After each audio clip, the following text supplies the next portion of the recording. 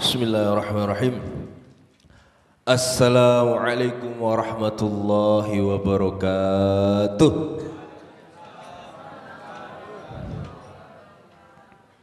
Niku ibu-ibu yang belakang dereng menjawab salam tinggal.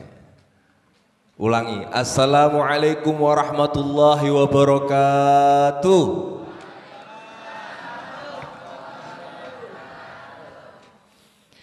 Alhamdulillah. Alhamdulillahi Rabbil Alamin. Alhamdulillahilladzi allafa baina qulubina fa asbahna bi ni'mati ikhwana. Wassalatu wassalamu ala rasulillahilladzi istafahu rabbuna rahmatan lil alamin. Faja'alnahu uswatan linnasi ajma'ina faqala laqad kana lakum fi rasulillahi uswatun hasanah. فأنزل ربنا القرآن الكريم هدى للناس كالشمس والضحاها فأكده بالسنة النبوية كالقمر إذا تلاها ومن سار عليهما في حياته فسوف يعيش في حياة الدنيا بالفرحة والسرور كالنهار إذا جلاها ومن أعرض عنهما فكان يعيش معيشة ضنكا كالليل إذا يغشاها اللهم صل وسلم وبارك على رسولك الكريم نبيك الأمين سيدنا محمد مفتاح باب رحمة الله عدد ما في علم الله صلاة وسلاما دائمين بدوام الله وعلى آله وصحبه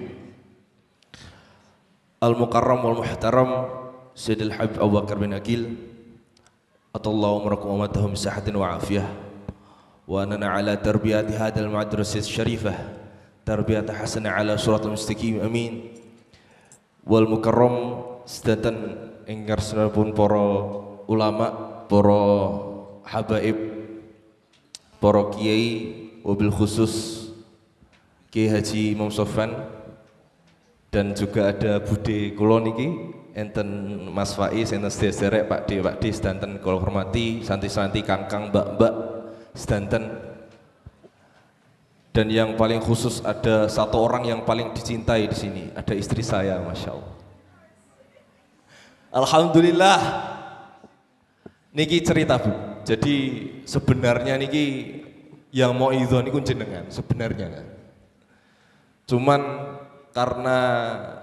karena ditunjuk saya itu karena dites. Jadi sebenarnya saya mau idho niki dites. Diterima ndak jadi mantunya gitu. Jadi Bu Ul niki ibu mertua saya ini seneng ngetes. Kemarin reuni Bani Karim saya disuruh korek, Beb. Padahal suara ya jelek saya. Saat niki disuruh mau idho. Tapi alhamdulillah sekali mau itu langsung di acara besar yang luar biasa. Mugi-mugi di tempat ini menjadikan sebab kita nanti berkumpulnya di akhirat bersama baginda Muhammad sallallahu alaihi wasallam. Amin amin ya rabbal alamin. Berbicara tentang sholawat karena ini muaddaah tapi berbasis sholawat, berbasis qasidah, berbasis maulid, maka tentu tidak jauh berbicara tentang cinta. Kenapa? Cinta, karena ini anak adik-adik pemuda-pemuda kan senenge bucin-bucin, budak cinta. Cinta, sebenarnya cinta itu apa? Syekh Muhammad Mutawalli Asy'arawi, ulama Mesir, beliau menafsirkan cinta sangat luar biasa sekali. Ketika ditanya, diwawancarai, ya Syekh, ma huwal hubb? Kemudian beliau menjawab, al-hubbu huwa tawajjuhul qalbi ilal mahbub. Al-hubbu huwa tawajjuhul qalbi ilal mahbub. Apa itu cinta ya Syekh? Cinta itu adalah di mana hati menghadap terhadap satu objek. Fokusnya hati terhadap satu objek. Kalau sudah cinta, itu sing dipikir ya orang itu aja. Kalau kita semuanya cinta dengan Nabi Muhammad Rasulullah SAW, pasti dimanapun, kapanpun, itu pikiran kita hanya kepada Nabi Muhammad SAW. Ketika bersolawat, kita memikirkan, kita membayangkan begitu luar biasanya dakwahnya Nabi Muhammad SAW. Ketika sholat, ketika belajar, nah ini adik-adik yang belajar di pondok, yang kita tiru, yang kita teladani, itu melainkan hanya Nabi Muhammad SAW. Kemudian Syekh Mutawalla Sya'ri melanjutkan, wal hubbu khoslatan, dan cinta itu dibagi menjadi dua, hubbu aqlin wa hubbu atifah, cinta akal, dan yang kedua adalah cinta dari hati. Apa itu cinta akal? Kata Syekh Muhammad Talib menjawab, al-hubbu aqlin huwa ma yurja'ul aqlun nafah. Cinta kalau kita mencintai dengan akal kita. Cinta akal itu yang dimaksud cinta kita terhadap suatu orang, suatu objek yang dimana kita mendapat manfaat dari orang tersebut. Contoh, misalkan, kama yuhibbul maridud dawa al-mur, kata Syekh Sya'rawi, seperti cintanya orang sakit terhadap satu obat, suatu obat. Nah niki kebetulan kula sedang pilek, jadi alhamdulillah kok ada jahe niki obat. Kalau dirasa nih secara akal itu pahit. Ana la uhibbud dawa al-murra bi atifati. Kalau secara hati saya tidak mensukai ini obat karena pahit. Inna ma uhibbu bi aqli li annahu bisababil afiyah. Aku mencintai obat, aku suka minum obat karena apa? Karena obat adalah sebab kita menjadi sembuh. Kemudian kita mikir lagi, kita mencintai Rasulullah ini atas dasar akal atau atas dasar hati? Kita cinta Rasulullah ini, kita bersolawat ini, apakah cuman gurmuni tok? Ya Rabbi sholli ala Muhammad karo ngotak ngantuk dingklak-dingkluk. Apakah dimasukkan dalam hati? Kalau cinta dalam hati, kata Syekh Sya'rawi, ana uhibbu ibni wa in kana ghabi. Kalau cinta secara hati nyun sewu, kalau misalkan anaknya pun bodoh, yo tetap dicintai. Walaupun musuh pun, wa in kana zaki, walaupun musuh kita pun cerdas, pinter, tapi kita tetap cinta. Itu cinta hati. Makanya ketika Rasulullah SAW ngendikan, la yakmulu imanu ahadukum hatta akuna abba ilai min nafsi. Ketika Kanjeng Nabi ngendikan, tidak sempurna iman kalian. Waduh, sekali mau balik.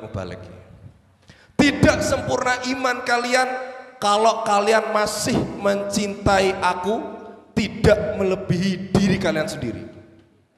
Tidak sempurna iman kalian kalau kalian mencintai Rasulullah tidak melebihi dirinya sendiri. Niku dawuh Kanjeng Nabi.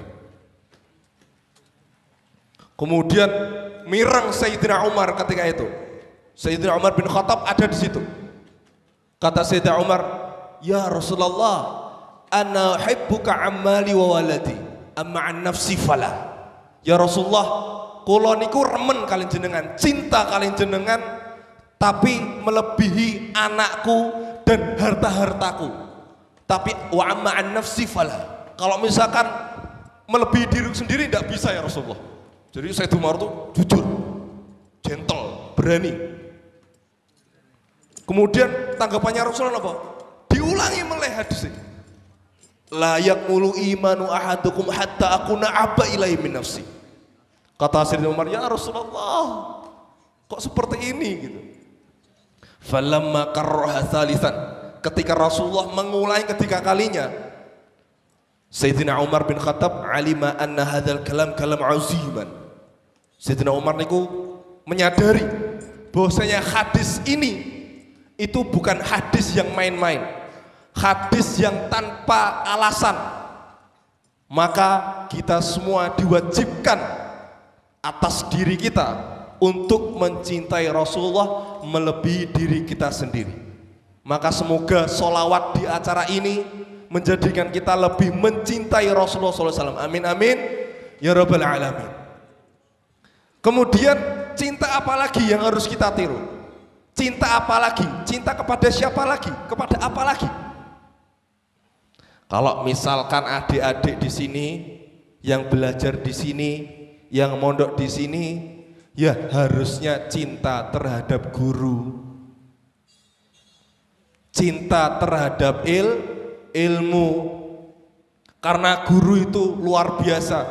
Coba kita lihat bannernya, tulisan di ayat atas itu bacanya apa?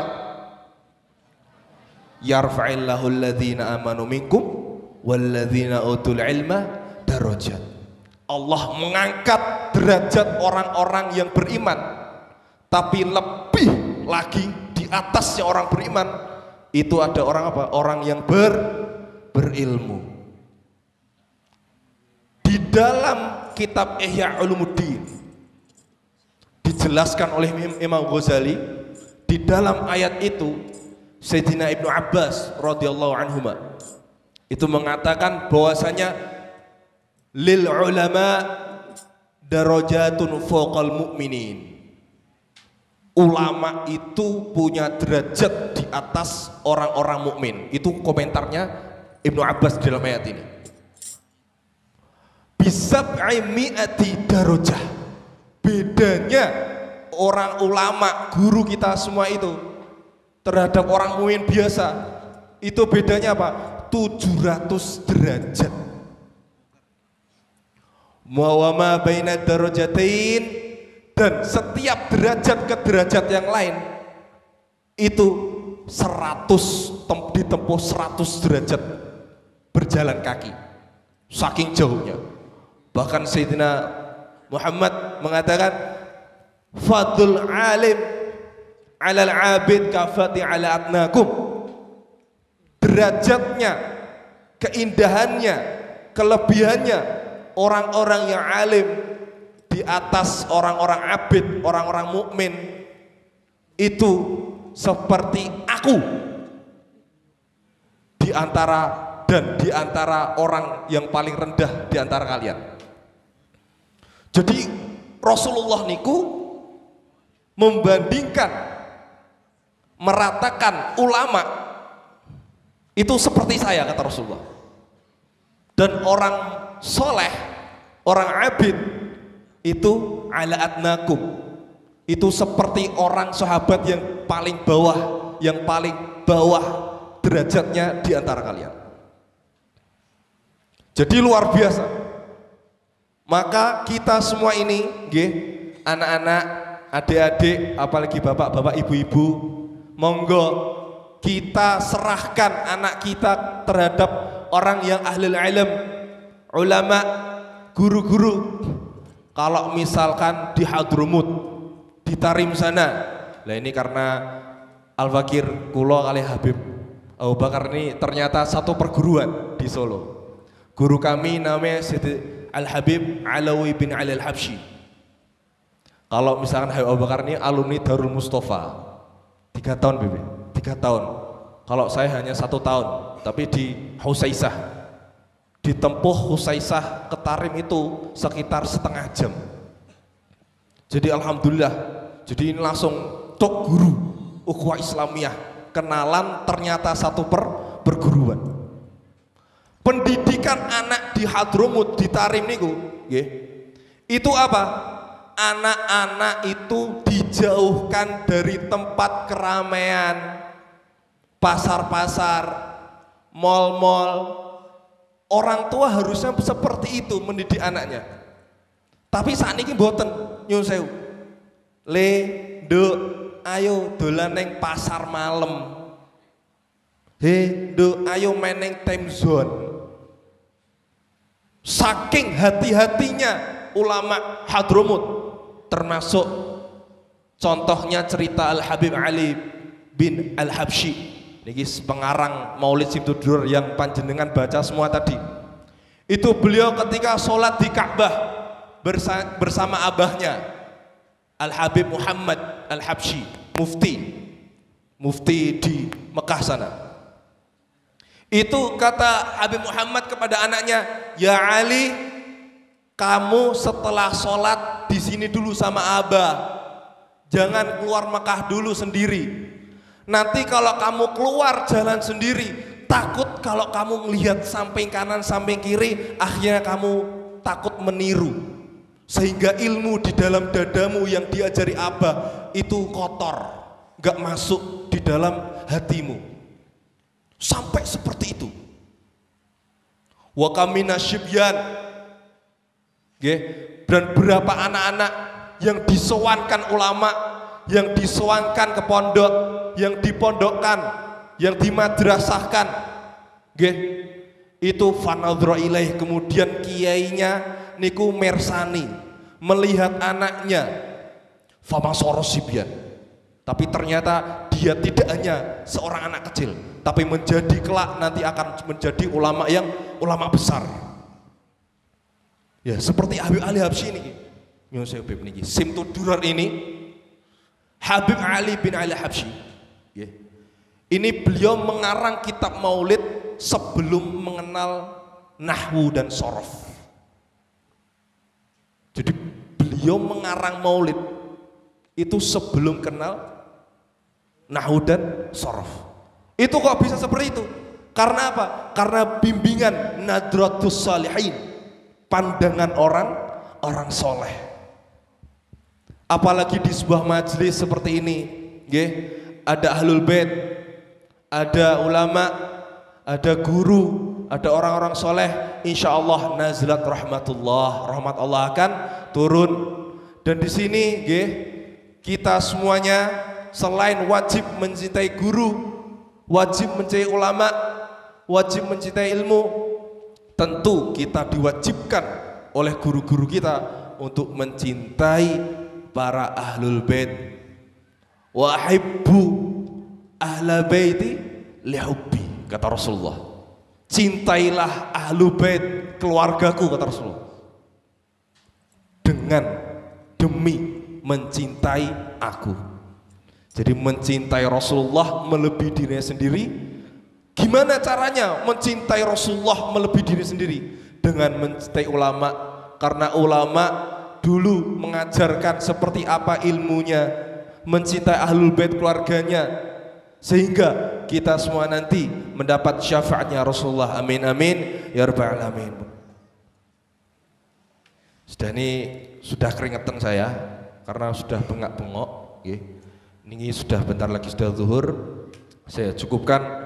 Semoga kita selalu mendapat taufik oleh Allah Subhanahu wa taala untuk menjalankan taat setelah ini. Semoga anak-anak kita dijadikan oleh Allah Subhanahu wa taala menjadi anak yang alim, saleh salehah, menjadikan kita mendapat syafaat Nabi Muhammad sallallahu alaihi wasallam.